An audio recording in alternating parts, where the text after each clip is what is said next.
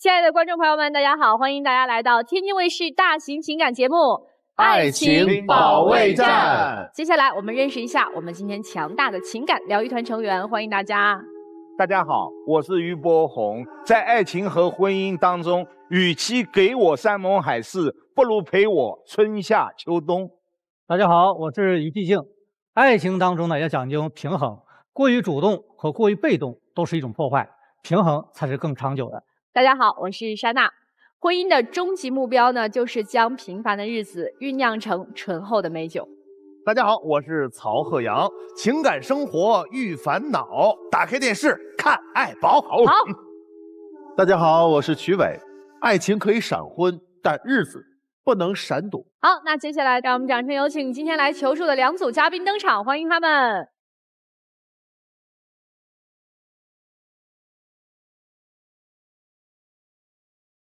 本期第一对情感嘉宾，王先生31岁，来自天津待业；张女士29岁，来自天津待业。他们遇到了怎样的情感困惑呢？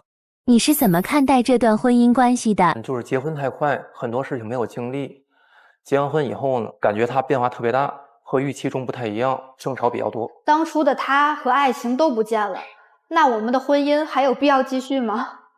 你认为你们之间还有爱情吗？我的话肯定是有的，但是现在我严重怀疑他从一开始就没有爱情。我不太懂什么是爱情，我就是觉得日子能过下去可以。二位结婚多长时间呀4年了吧？你俩是闪婚的是吗？对，认识多长时间结婚的？认识4个月就结婚了。4个月就结婚了？对，网恋加闪婚。我这么厉害吗？对。这当时看上他啥了？首先啊，肯定是我们在网上也看过照片嘛，又高，然后呢又健身，也是吸引了我。他认识我之前几乎是6年没有谈恋爱，但是和我在一起，他就几乎是以我为中心。你为啥6年都没谈恋爱呢？骗人家的吧？这个倒没有骗人，因为以前我自己创业过，然后后来失败了，然后身上有一些障，就是心态不太好走出来。反正时间长了，无论是经济上还是情感上，慢慢出来一点会稍微好一些。然后我就发现他跟我聊天的内容呢，就和别的男生不一样。就我们俩就聊一些什么天津早点呀，一些东西。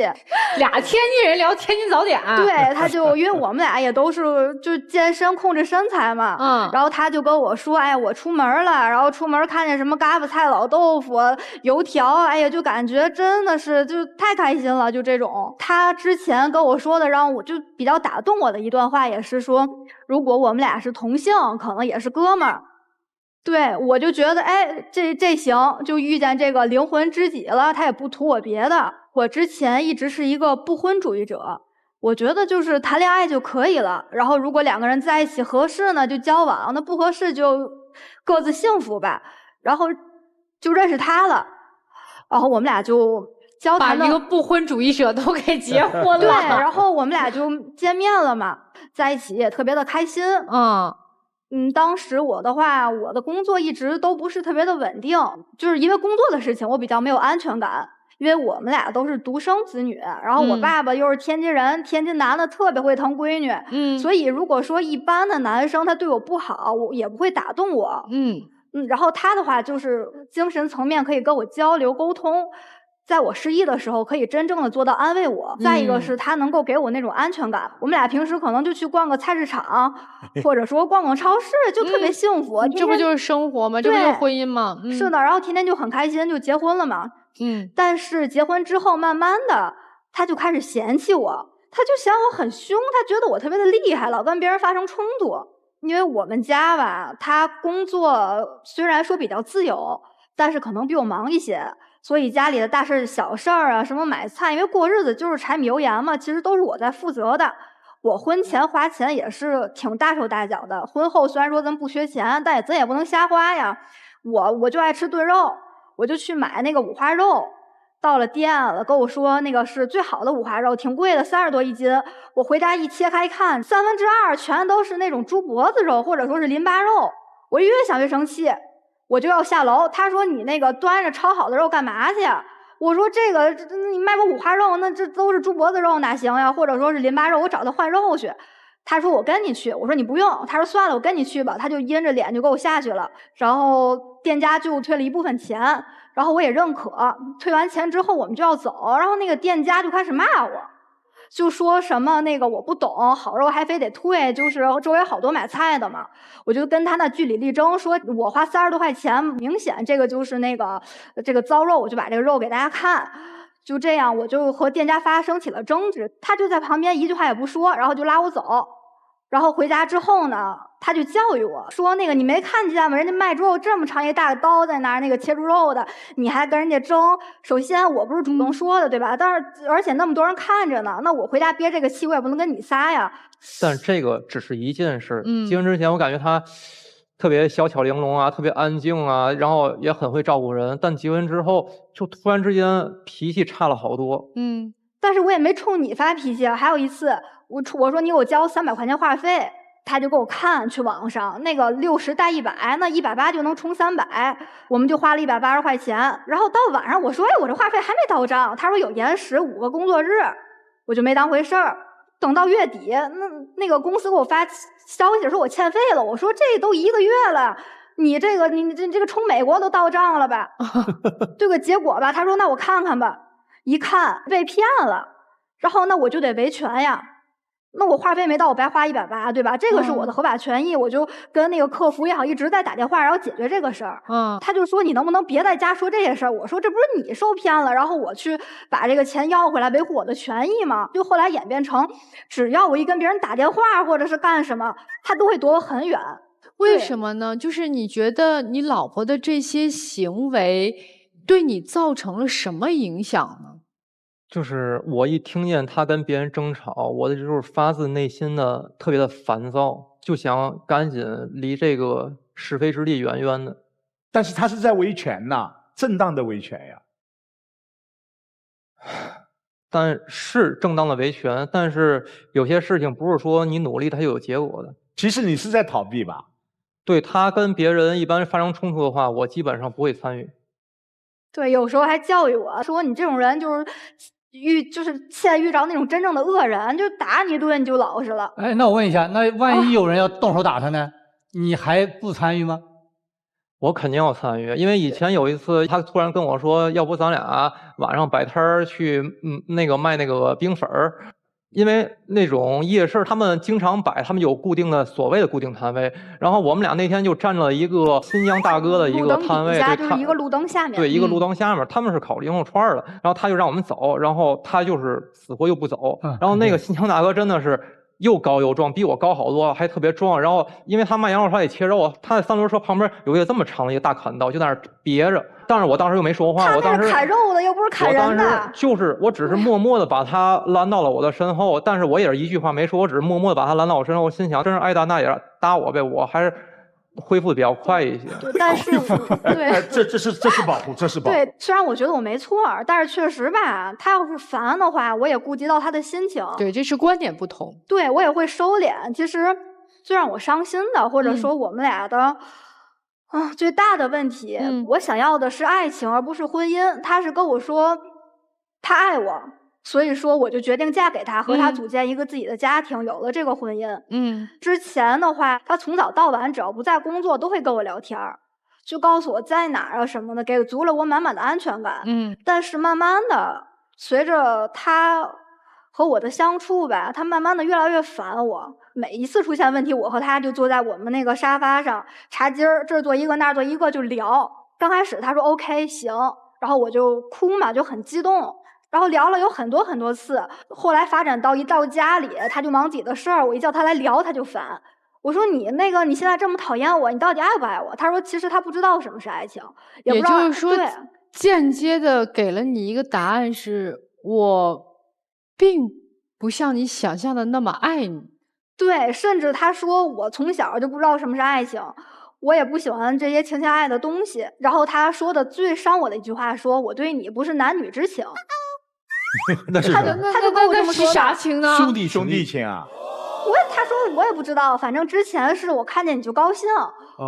但是现在天呢，我们俩在一起也不开心了。哎，丈夫这个做出一个回应啊。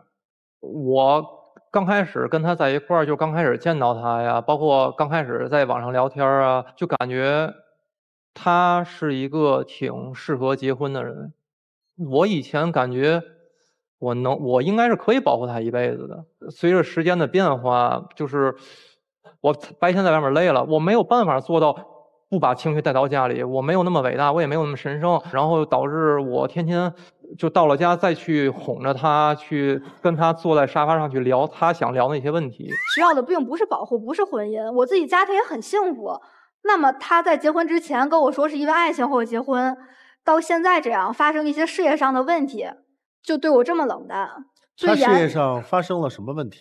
现在那个没有工作，然后以前我的收入还可以，然后所以说落差感有点强，再加上在公司被领导有一些针对吧，然后那个状态啊确实不是很好，所以说内心确实有落差。可能他觉得我变化比较大，但是我感觉我给他的安全感还是很足的，因为他经常换工作，所以他的收入是极其不稳定的。我所有的工资加上我所有的投资理财的收益，所有的我完全不留1分钱，全部是交给他。我的消费只是让他在支付宝给我开一个亲情账号。我在网上任何消费得是从他那儿走，然后他每个月再去还钱，我这边是1分钱不留的，因为我知道我自己天天有点忙，我也知道他为这个家付出很多，所以说我愿意把我所有的收入全给他，然后我每个月工资单嘛都给他看，我这月就是这些钱。是的，是的。对。但是你们2个人就是信息没有对等，他要的安全感和你理解的安全感，它不是一个安全感。对呀，就是你说你爱我，我也爱你，咱们俩结婚的，我不是因为你的钱呀。兄弟，你工作上那些事儿跟他说吗？说过一部分吧，但说了又能怎么样？说了又能怎么样？他不愿意跟我说。你愿意听他说吗？我愿意啊，我每天追着他说话，那微信都不带回的。所以你现在是待业，那你不用出去忙了。他就想自己待着，我们俩就是我在主卧，他在次卧，我这到次卧，他去客厅，我去客厅，他回主卧。你有一种感觉，是不是就是他在躲着你？他就是在躲着我。他总是说：“哎，我今天你就不能让我去次卧睡一天吗？”他就想从早到晚自己待着。这可能他这样的行为，可能在家里是经常性的吧？对，自打他工作没有那么顺利，然后到现在已经没有工作了，他越来越严重。我就是想自己待会儿。你还爱他吗？爱。那你为什么要跟他说你不知道什么是爱情？可能那次也是因为争吵比较激烈。你现在是不是就是你整个现在此时此刻的状态，是因为由于事业给你带来的打击，工作给你带来的打击，让你现在不属于一个正常的你自己的那个状态当中，可以这么理解吗？有点焦虑吧。有点焦虑是吧？来，兄弟，我再问你啊，就是你经常换工作吗？我不经常换工作。你工作几年？我是13年年底参加工作10多年吧，11、12年。换过几次工作？3、4次吧。每次换工作是被动的换还是主动的换？中间有一次是主动的换，因为那次是我创业嘛，然后主动离职，然后后面是被动的。就这次是被动的。对。其实我也能理解他，但是最让我心寒的一次吧，就是前一阵儿不是流感嘛，我就发烧了，烧了好几天，我就说你陪我去医院看看吧。他就不愿意去，我说我真的很难受，如果不去的话，万一是那个有肺炎或者怎么样严重了就不好了。他说那行吧，我把你那个送到医院门口，你自己进去，我绝对不进去。我当时就特别心寒，我觉得我图你什么呢？我可以陪你度过低谷，但是我都生病了呀，我觉得我是需要你的，我就哭，我就很崩溃，给我妈妈打电话，然后我爸妈很快就来了，然后先带我去了医院。然后我公公婆婆也来了，就问他为什么，他还是逃避，就躲在他那个屋里，就是一句话，我不想。来，男生现在回答一个，想一想为什么不想。第一点，我觉得看病这个事儿，自己完全有能力自己去做到。对。第二点就是还有一个就是嘛，我觉得他需要成长一些，他什么事儿都需要拉着我一起去做，任何事他都需要拉着我一起。啥事儿？举几个例子。从小到大拿快递最大的事是什么？比如说他拿个个快递，他都要让我去，这就得让我跟他一起去拿快递。我理解，你觉得他太黏着你了是吗？他都不陪我出去玩了。我说咱拿快递，咱俩出去溜达一圈吧。他说咱俩分头行动，效率更高。就是所有在别的夫妻当中，可能这就是日常当中的正常的行为，俩人一起去买个菜呀，拿个快递呀，这不就是夫妻的意义吗？在他看来，可能就觉得这是完成一件事儿，不需要俩人共同行动。他就觉得我很粘人，就是连那个拿快递的事儿，他也觉得我不独立吧。大概明白你俩的状态。我好奇，我再追问一下，就是他得流感，你有没有在家里避开他，别传染我？有吗？那倒没有，那倒是没有，没有，他就不想陪我去医院，他就不想去。最后这件事就是你的父母来了，对啊，他呢？就是他躲在屋里嘛。哦，他也没有去到医院。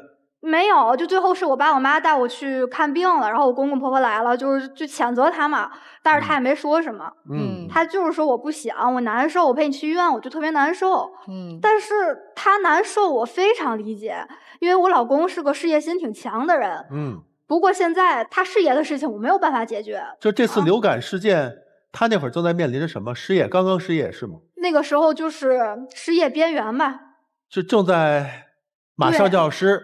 对，就是焦虑的时候，在焦虑当中。对对对。他一般自己一个人独处的时候，他都干什么呀？他让我关灯，他说我喜欢黑暗，然后就玩手机。那不还这主要就是玩手机？对，也不是聊天。手机是看什么？看个视频啊，或者是看个小说啊，还是看视频、看直播？哦，看直播，就是打发时间呗。哎，你们对未来的生活有没有什么规划？比如说结婚4年了，是不是考虑过要孩子的事儿？要孩子呢还，刚开始结婚的时候，公公说那个你们俩生孩子，生俩我给你买别墅，到现在就是那个不离婚就行了。其实我们的父母是想让我们有下一代的，但是通过我们这一段婚姻生活，可能彼此都觉得不太适合吧生孩子。他也是觉得要生孩子也不跟我生，就跟我说啊，他就这么说的。那你跟谁生啊？你自己说呗。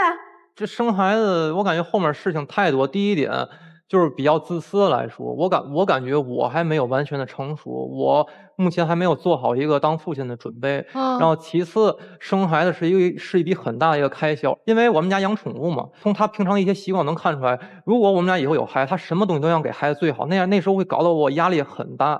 他工作不稳定，所以说我们俩的经济来源基本都是占我，我养我们俩人完全没有问题。如果说突然之间再来一个孩子，我怕我受不了，承担不了了。对，而且我不想给我的父母给他的父母增加任何压力啊。那妻子要吗？您想要？我肯定不要呀，就是我也不信任他呀。有一回去我家吃饭，因为他天天健身嘛，我爸就问我说他在那个健身房举得起来哑铃吗？我说举得起来呀，怎么了？他说为什么擦个厨房的地就气喘吁吁的？而且平时在家里买菜做饭什么活我能干的我都自己干，因为比如说我让他刷碗，他就是洗碗，那个洗手盆啊什么的都不知道擦，我还得2到手。我就想你不高兴，或者说你情绪不好，那我能帮你分担的我都帮他分担了。其实这些都不说了，我就是觉得我嫁给他，我这么信任他，换来的却是他因为工作的原因对我的冷淡。你有没有点过不下去了，想撤了？对，因为上次其实没和他说啊，就是我爸妈陪我去完医院之后，就觉得其实父母希望孩子结婚是希望姥姥有一个伴儿，起码。那你说我现在就是只是发个烧，你都觉得我麻烦不愿意陪我去的话，那我姥姥有点什么需要你一直照顾我，那你靠得住吗？那我跟你干什么呀？然后我妈就说你想想吧，要不要离婚，或者说是怎么样，就是看我的选择。看来这流感事件还挺严重。那我问问你，对结婚4年，对，你只生了这一次病？之前我想一下啊，之前生病他陪我去。那是多久之前？他状态好的时候，刚结婚或者恋爱的时候，对我身体还挺好，倒是没怎么生病。男生你怎么看啊？你老婆已经有要离婚的打算了。就是他提离婚，你同意吗？不同意。不同意。那他已经有这个想法了，你会有所触动吗？我感觉还是应该调整一下我自己状态吧。女生就是你妻子啊，跟你提过离婚吗？没有啊。哦，今天是第一次听到。对。因为我在台上可能状态还好，啊、但是自己的时候我就是总是哭，而且我们俩在一起，每一次谈话的结局都是我哭，他沉默。哦，你现在再看你老婆哭，会动容吗？会心疼吗？还是会觉得这女人好烦啊，怎么又哭了？一半对一半吧。一半对一半哈。好，我问一下，行，是不是有种无力感？这个倒没有，因为我知道他是一个很好哄的人。那你为什么不哄呢？对呀，我这话说完更气人了啊！明明都知道。对啊，你又不承认你无力，你有力你又不干。那当你工作出现问题开始，你会觉得干什么事情都很麻烦吗？就是不太想动，而且我就想待在一个黑暗的地方，就想在这儿待着。明白了，这很明显了，他的症状已经很明显了。他一说这个，刚才他老婆一形容那个，就症状很明显了。确实，面对你们的情况一点不轻松。您的妻子，我认为她对这一份婚姻是负责任的，她一直在面对你这样的一种状况，她并不是说你既然这样，那我们就让这个家冰冷到底。散了就散了，她其实一直在挣扎，一直在努力，一直在争取。但是你的丈夫在这1年当中，由于自己在职场的不顺意，我认为他走进了一个绝境，甚至不能自拔。但是对一个爱你的男人，他现在需要你，他说不出口，但是他真的很需要你。这时候是需要你去温暖他的。男人输怕什么呢？您就是把目标定得太高了。所以我最后一句话，这位丈夫，把任何的目标，在自己力不从心的时候，目标降低，门槛降低，要求降低，您再去回望，依然是那个美好。这个男方一开始啊，就把一个想不婚主义的女方就给折服了啊，折服拿下来，我这挺厉害。其实手段并不高明，就是谈谈天津的早点，当然天津早点挺有特点啊，但是我至少觉得他很生活化。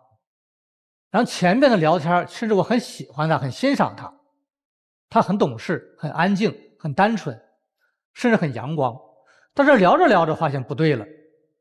从脸上的表情到聊这些事件，越来脸上拉得越长。其实他抑郁了。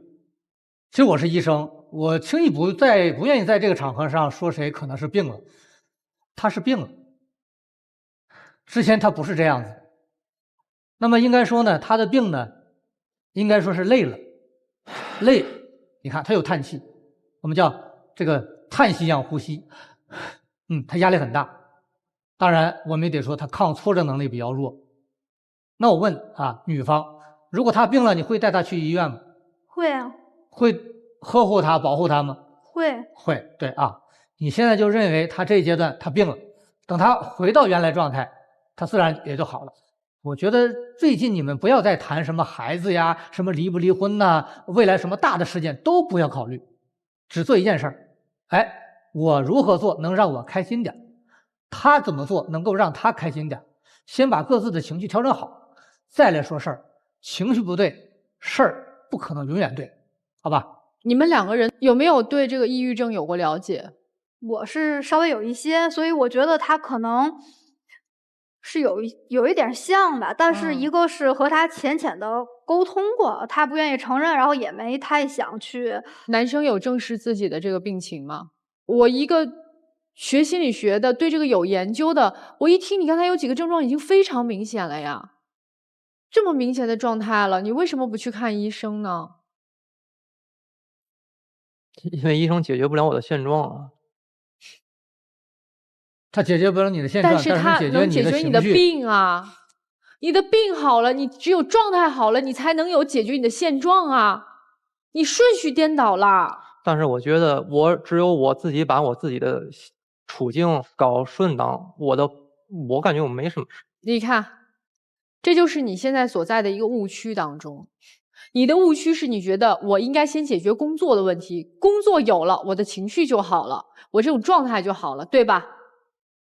但是我想问你，你发着烧呢，你怎么去找工作？你怎么面试？就你这个状态，你去面试去找工作都没有老板要你，你知道吗？所以你顺序搞错了。你既然已经发现自己的状态不对，你刚才也说了，我调整状态吧。你既然已经有这个主观意识的时候，你就要自救啊！你一定要去看医生，这个是我觉得我今天最想跟你说的。我倒觉得你们两个人的感情什么的，我倒是建议此时此刻不谈婚姻，不谈感情。我觉得治病要紧。在我的视角当中，男生跟女生各有各的立场都很好，女生维权没毛病，但是男生说的也没毛病。他是担心你，他才会去那么做。但是聊着聊着，我就发现，就他压力可能真的特别大，突然一下工作也没了，整个人也就是一下子压力全部给到他，然后他自己还意识不到，他就开始躲。那可能在你的眼中呢，就是他现在的一系列行为就开始不负责任了，不考虑你了，不顾及这个了。那刚才几位老师说的时候，你说我也有一点了解，对这个病情症状有点了解。其实我觉得你既然了解，你也没有做出实际行动。如果我身边跟我一块日夜生活在一块的一个人，他是现在这种状态，我起码要知道他现在是什么具体的情况，我对他有多大的气。哪怕他是故意的，我也得把他现有的情况搞清楚，是看病也好啊，还是说心理疏导也好，还是怎么样，我把这问题解决了，我再跟他坐在这儿去谈，你为什么这么对我，我哪儿做的不对吗？一开始我以为他只是工作不顺利，就是特别怕麻烦呀，我天天哎呀提不起，不是，他特别丧。现在他都这样了，你不觉得问题很严重吗？你还是只是觉得他在耍性子呀？对吧？这不得想办法先解决这个问题，然后再谈两个人以后是继续的往下走下去啊，还是先停一停啊？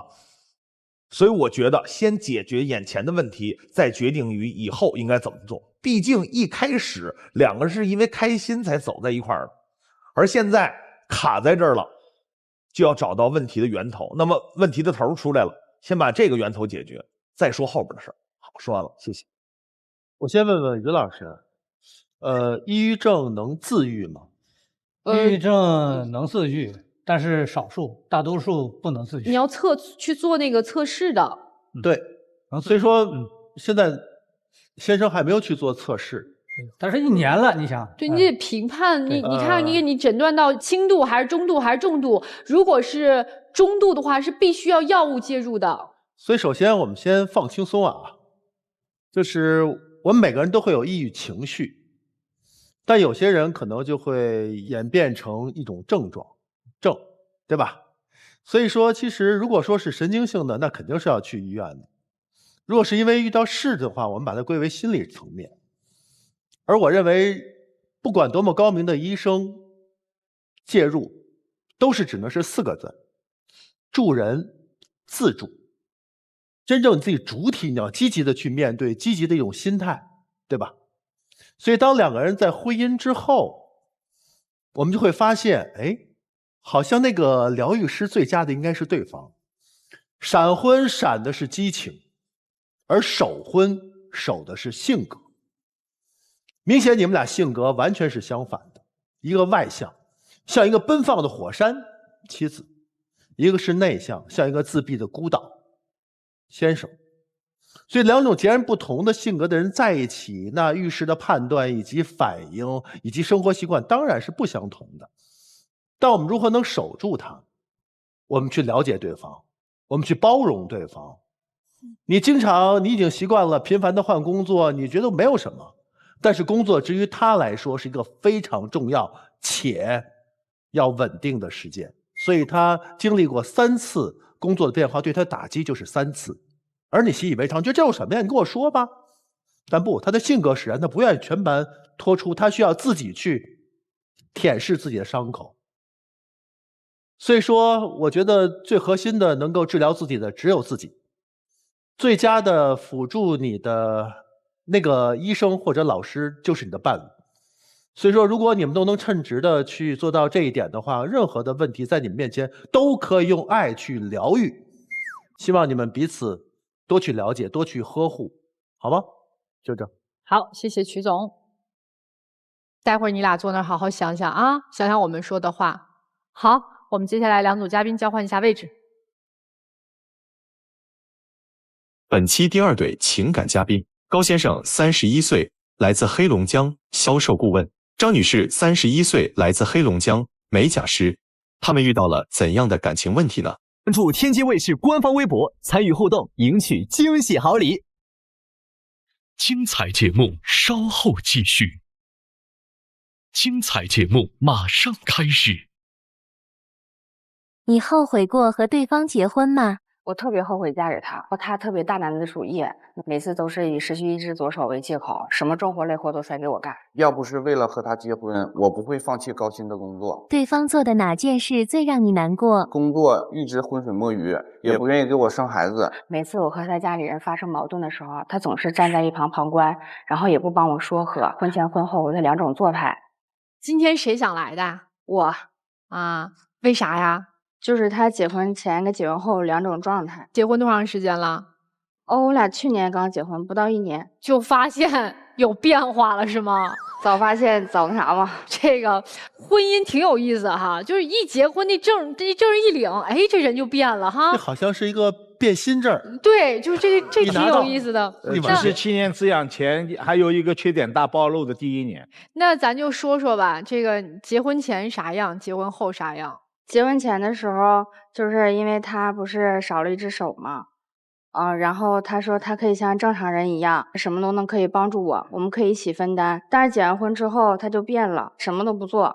结婚之前他说结完婚之后会把那个工资啊都上交给我，结完婚之后工资也不交了，还让我把我的工资交给他，我就挺不开心的。不光是变了，这彻底是反了哈。我是那个比较喜欢浪漫的人，就结婚之前，他都会在什么情人节啊、纪念日什么的，都会给我准备礼物和鲜花什么的。然后就是今年情人节，我说寻思就是大家都挺忙的，我说咱们就订个餐厅吃个饭，溜溜达达看电影得了。然后这小子真实诚啊，啥也没准备，害得我情人节大马路边吃那个烤面筋，这给我气坏了。那天的话是有个客户跟他沟通一些业务上的事情，然后后期吧忙着忙着吧这个事情就有点忘了，然后后期我再给他去订这些像餐厅啊或者说吃饭的地方，结果那天下雨了，而且那个赶上情人节还比较火爆，你得提前1天或者提前2天去预定，我就没办法再订着了，然后就导致的只能说在街边上去一起吃点东西，都是借口。男生自己是有一些身体残疾的，对吧？对，我从小就属于是被电打的。意外是吧？对，失去了这只手。这个一开始你俩要结婚的时候，女方的家里面反对吗？反对了。反对过。刚结婚的时候，我家里边说你要考虑清楚，但是结婚是一辈子的事儿。他结婚之前对我可好了。什么都体谅我，什么都帮着我，也向着我，然后我就坚决就和他结婚了。然后结婚的时候，我家里边本来是还要20万彩礼的，然后因为我想着他可能也拿不出来，我寻思不要了，就这么地了。说结完婚之后就买房子，结果结完婚之后就变了，房子也没买，还是以前的老破小，什么都没实现。反正这婚现在结的是不是有点后悔了？是婚结稀碎。所以来我们这儿了。对，我就想他什么时候能把我这些东西给我实现了。因为我干的是销售行业嘛，在家很少，因为我也是想就是多挣点钱，能把之前兑现给他的承诺一一去兑现。但是像哈尔滨，就是我老家那边，然后他的工资始终就是底薪就是3、4千，除非你就是每一天见客户，邀约的客户多了，你才有这个能力去挣这个钱。所以说有些时候就顾及不到他的感受。也就是说你把心思都大多的放在了工作上，就是为了早日实现给他的那个承诺，是吗？对，因为结完婚以后，我的肩上就是比较沉重嘛，压力大了。我不单单是养我的父母，我也得养他的父母，我就要把这些想要的，或者包括房子呀，或者车子呀，这些东西我得一一去兑现。因为我家庭的一个原因，我父母离异，从小比较渴望这个家的感觉。然后那这不现在家有了吗？但是你没有金钱的支撑啊。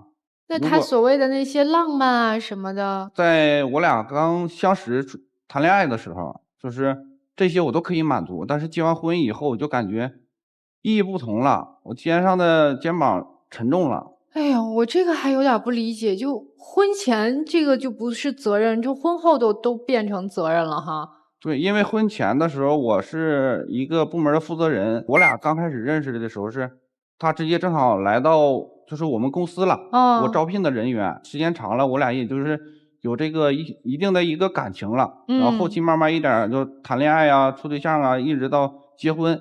我心里想法是，你跟我谈恋爱，你跟我处对象了，我一定要说对你负责。那个时候干销售，我也有这个能力，我也能挣到自己想要的钱。你那会儿和现在的工作不是一个工作是吗？不是。那会儿是在哪儿工作呀？谈恋爱的时候是在东北。在东北。对，因为我属于是那个合伙人的一个状态。然后就是每个月收入也大概是在最少也是在2到3个。最少的。然后后期就是各种原因呢，就导致我这个行业不景气了。然后我就离职了。就也属于就是跳出这个行业了。然后直接就是我俩说上上海去闯荡闯荡看看。但是我在上海刚站稳，然后1个月能保证在15000左右。那个时候就感觉我已经在上升的阶段，而且就是公司还有意提为我经理嘛。然后后期直接我对象跟我说，我想回老家。然后当时是不想回去的，如果回老家的话，我的收入第一个不稳定了。如果要是再想去挣多点钱，去给他之前的承诺，那就有点不现实了。但是考虑了我俩处对象的时候，也得给他一个结果，就是把婚结了，就这样跟他回去了。然后每个月挣的钱3、4千不算多，我就是一个断崖式的。所以从以前的2、3万到现在的3、4千。对。回家之后我说钱嘛，永远都挣不完，慢慢挣呗。我也没埋怨他，他老说我说这些东西。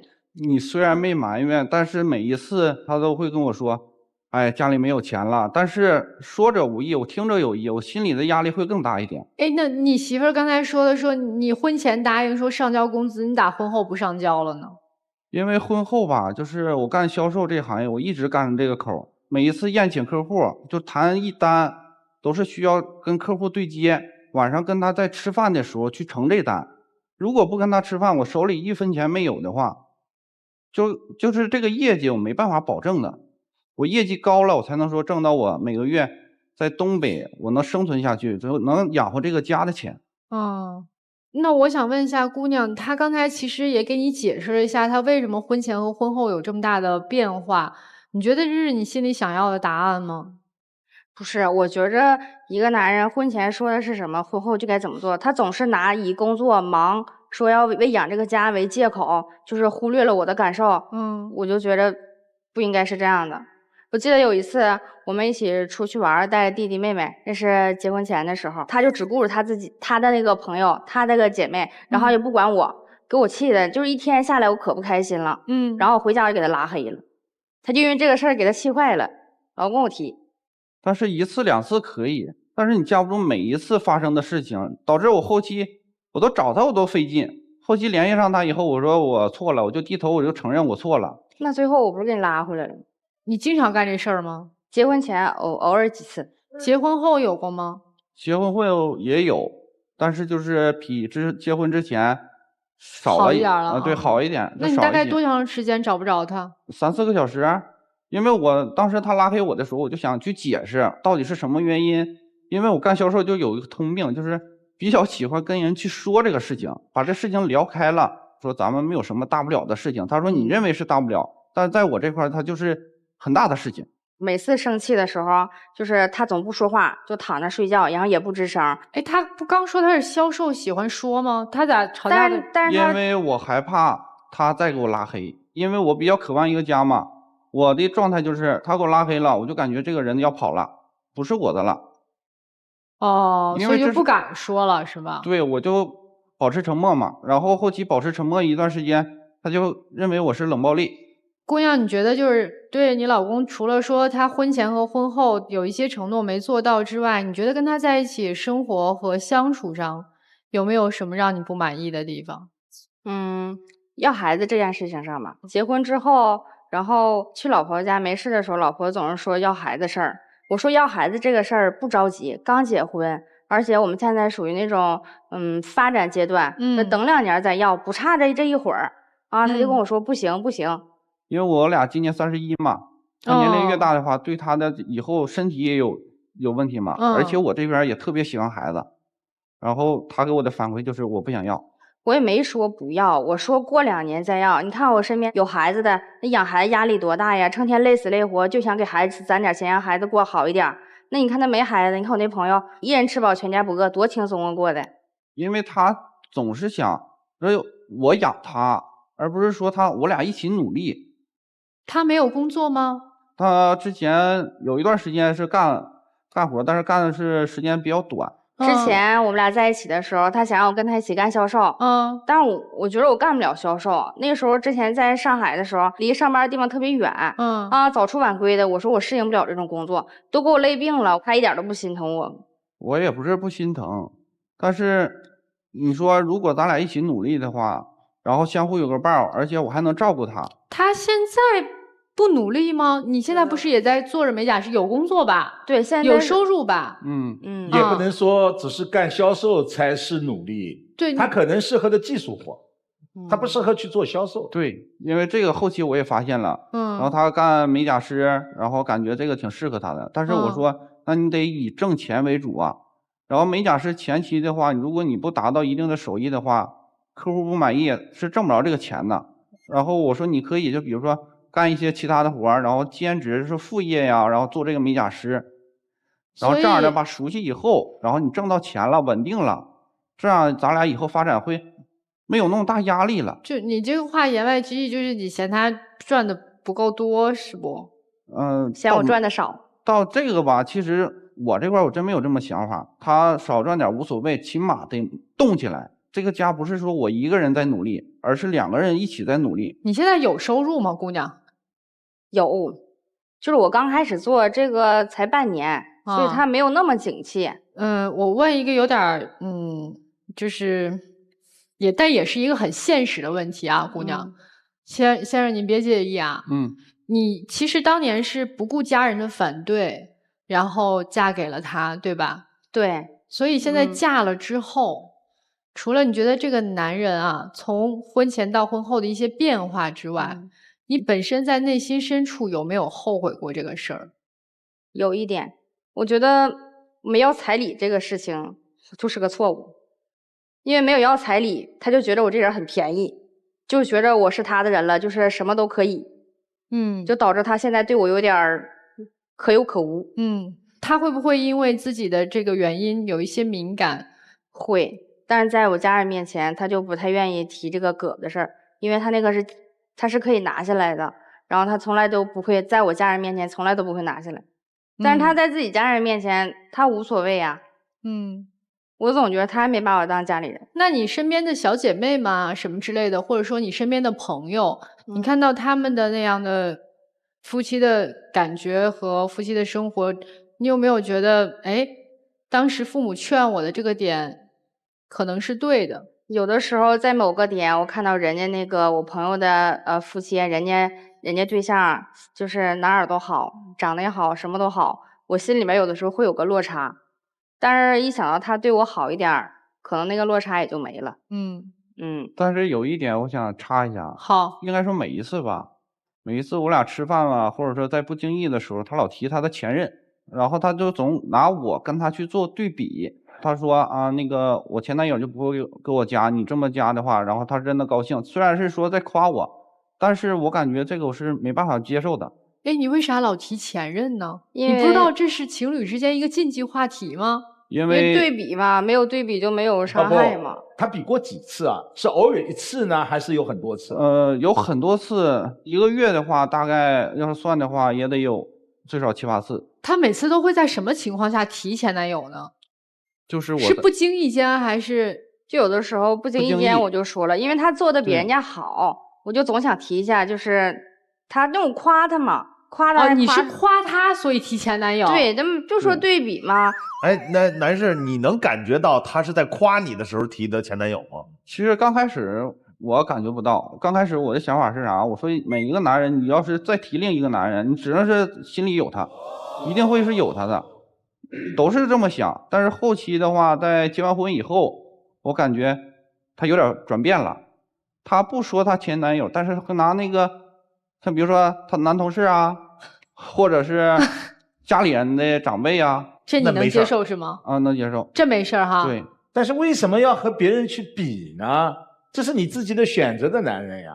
那我就觉得那以前那个不是遇到不好的人了吗？然后现在就是因为他好，我就寻思对比一下夸一夸，这一夸还不乐意了，还生气。本来想的是夸一夸能更进步是吧？对呗。哎，多鼓励多夸，结果夸还没夸在点儿上。我觉得你老公特别正常的心理。徐总最受不了这个。不是真的，不是我老婆就跟我谈朋友的时候啊，就夸过一次，我比她前男友好，我跟她急了，生气了，她以后再也不会提了，很正常。所以今天两位来了，我们节目，你们觉得我们怎么帮你们？你们希望什么上能够得到改变？现在我们两个都已经分开睡了，就是这个事情，我就觉着有点严重了，所以我来咱们节目，希望帮助我调和一下这个事情。刚才你们俩说的生活当中遇到的这些事儿，是回到老家以后结了婚开始的吗？对，结婚以前其实还没有到这种程度。没有，两个人还挺好的。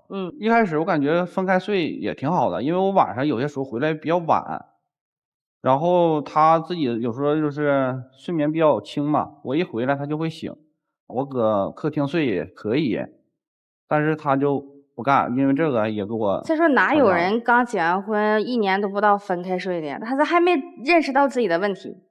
你觉得分开睡是正常的，是吗？其实这么说，我感觉是没多大事儿。我明确告诉你，分开睡、分床睡事儿很大。对，有明确数据告诉你，分开睡的夫妻离婚就近了，是正常夫妻的在一块睡的高好多倍。小伙子，你是每天都会和客户应酬到很晚才回来？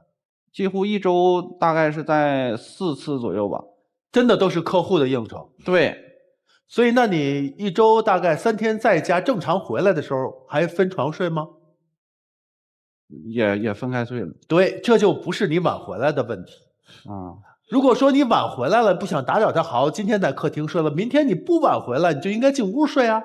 就有几次吵完架以后，然后我就搁客厅睡着了，然后所以吵架之后也在客厅睡，是吧？对。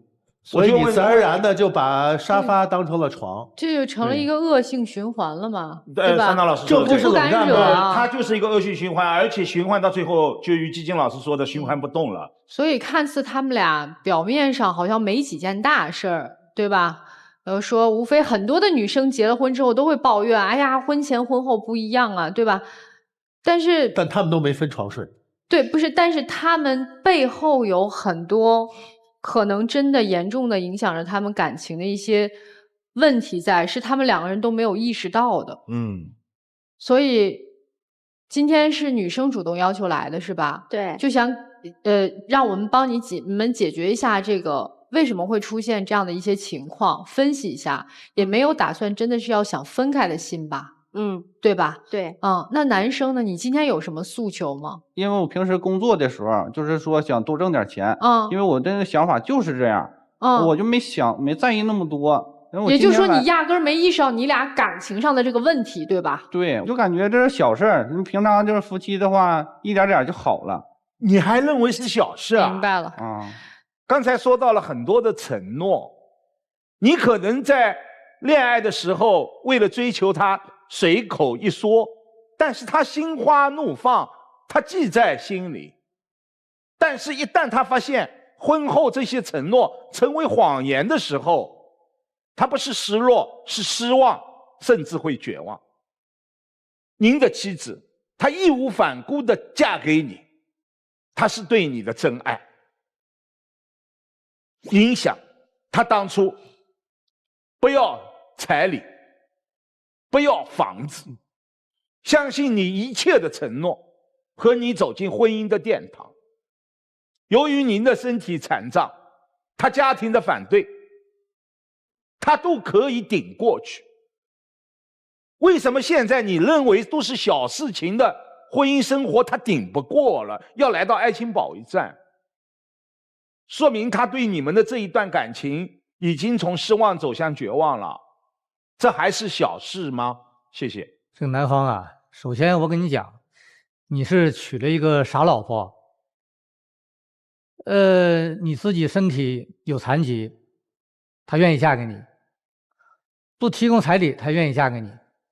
当然了，还有的傻就是你已经提醒过、警告过她不要提前任，她反复的提，没有脑子的傻老婆。但是她其实很好哄，但是呢，你却没有哄她。如果你把你老婆当成最大的客户，你做销售的，你最懂女人心呢，但是你懒得懂，你连拿客户一半的这个精力都不愿放在她身上，那就出问题了。哪个女人受得了？再傻她也看出问题来了，对不对？你心不在哪儿。然后女方呢，有很强的付出感。你看，身体残障我给你了，我付出了吧？彩礼我也不要了，你也不容易，我也付出了吧？所以说呢，你这份付出感也很可怕。什么意思呢？哎，结了婚了，该承诺你的承诺了，要兑现了，我曾经的付出该有回报了。所以你对他曾经的这个承诺非常的在意，对他婚后对你的态度非常的在意。你要看回报，这个时候就麻烦了，稍微不注意你就暴了天了。要想夫妻两个人走得更远，一定要持续的要付出，不要去说我曾经对你好过，现在你应该要对我怎么样去谈。那么如果双方呢能在这个层面上彼此要注意，那么你们才能走下去。我想说的是，在你们这段关系当中有一个特殊的地方，有一个人的自尊心是需要被保护的，所以这个地方我需要你好好的想一想，姑娘。然后对于男生来说，我觉得分床睡这件事你不应该不知道它的严重性。而我说到有一个人的自尊需要被保护，我不知道你是不是在和你的妻子还是没有办法把自己完完全全袒露给他，你是不是还是会有心理负担，跟他肌肤相挨的每一个夜晚，你会害怕这个女人嫌弃你。我觉得既然成为夫妻，就是把所有的软肋全部给对方。如果你连这个勇气都没有的话，那我觉得你不应该选择结婚，你要先去让自己变得强大起来。是真的，我就是这样一个情况，我就是因为小的时候发生了意外了，怎么了？其实我也比较害怕。你看，我就知道你内心有恐惧，所以如果你这个恐惧不跟你老婆说，她永远不会 get 到，她永远不会知道这个男人为什么跟我分床睡啊？他要干嘛？他外面有别的女人了吗？他这么一个大大咧咧的人，他怎么会想到你是害怕把你的一切袒露给他？所以这就是你们这一年婚姻生活当中的没有过到一起去出现的这些问题，甚至恋爱可能都没谈明白，真正心没有融到一块儿去，那日子他肯定过不长啊。感觉你们俩现在就是婚前婚后的视角跟需求是完全不一样的。刚才这个小于老师说的这个女方这个说的特别好，就是这个付出感，一旦有了委屈，瞬间就能想起来啊，我当年我也没嫌弃你，我也没要彩礼，这就是你婚后的视角。男方也是，不用否认，你肯定是原来我挣多少钱，好几万跟好几千肯定有区别的。我现在为了挣这好几千，我也得出去跟人喝去，我也得去应酬去，就等于你们两个人在婚姻当中的定位跟需求，还有觉得自己应该做的责任，你们划分的太清楚了。我是觉得这样反而让你们俩会越来越远，而且越远的同时，会把自己心里那些委屈、对对方的不满就全部都想起来了。如果是这样的话，我觉得就过去很没有意思。如果想继续的走下去，两个人就必须得想办法去调整，一块打拼，到最后回家到这种情况，可惜了。反正盼着你们好。我就说到这儿，多沟通吧。谢谢曹老师。一句话，请用健全的心态相爱。两个人心态都不健全，女生是殉道的怨妇，男生是自卑的暴君。那个暴括弧冷暴力，女生裸婚不要彩礼，但现在被冷遇，心理落差很大。你需要抓住它。为什么当时的3个承诺不能兑现？这是你的筹码。但是当时小伙子为什么说出这3个承诺？公司上交，家务全做，买房子，对吧？这都是他的尊严。但男生啊，咱们不能兑现承诺，就是咱们的软弱。你每次不回那个卧室，你真是不想吗？你多想让他来求求你，让你回去呀，对吗？所以我们完全没有必要把自己的一些特点要当成自己皇冠戴在头上。放平心态吧，我们两个人都要去补充自己的缺，而这个缺就是对方要给你的，是主动给，而不是你要去索取。多不容易的一段，对吧？彼此都付出。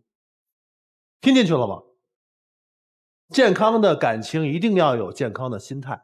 今天晚上就在床上好好对话，好吗？舅舅，谢谢曲总。我觉得对于我们每一个人来说，这世界上最不丢人的一件事儿，就是跟自己的老公或者老婆袒露自己的软肋。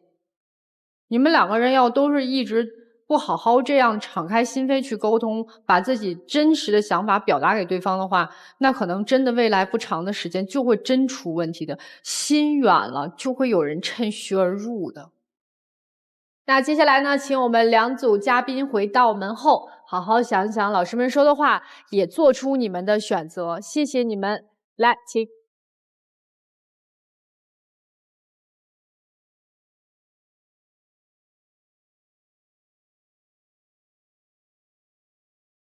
同时呢，你也可以登录优酷视频收看节目的完整内容。好了，我们一起来揭晓结果。3、2、1，请开门。关注天津卫视官方微博，参与互动，赢取惊喜好礼。精彩节目稍后继续，精彩节目马上开始。请开门。我认为这对夫妻肯定会出来。携手走出来嘛。是。对，没有，哎，有。对，手拉手，一定走得出来的。出来的时候，女生还是挺高兴的，是吧？帮助自己的丈夫，有困难就积极面对。对，我觉得可能之前家务可能我做的比较多，或者觉得自己付出了很多的情感，但是对于他的关注可能就只是流于表面。对，然后反正也希望他能通过去医院也好，或者自我调整也好，赶紧先调整到一个正常的状态吧。接下来的时候就好好抱抱对方啊！来，我们一起进入浪漫30秒。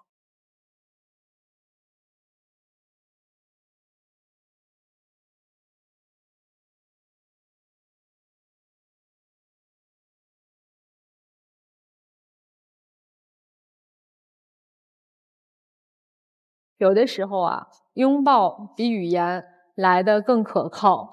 对，谢谢你们啊，谢谢你们，希望你们生活幸福。来，这边请，再见。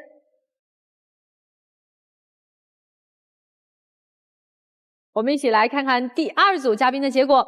来，3、2、1，请开门。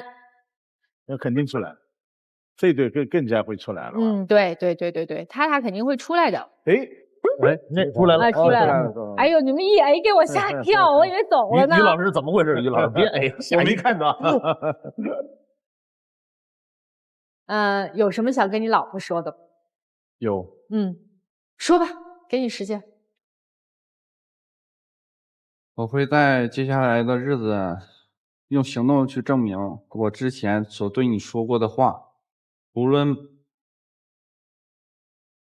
每一个。是，我相信你。好了，抱抱吧，抱抱。好嘞。相信我。我相信你。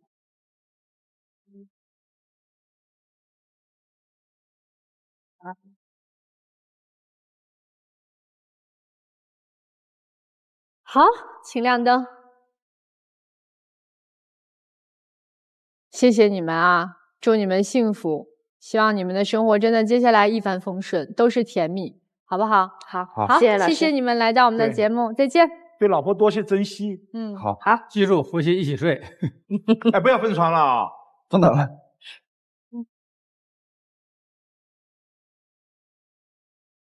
好，这就是我们这一期的爱情保卫战，我们下期再见。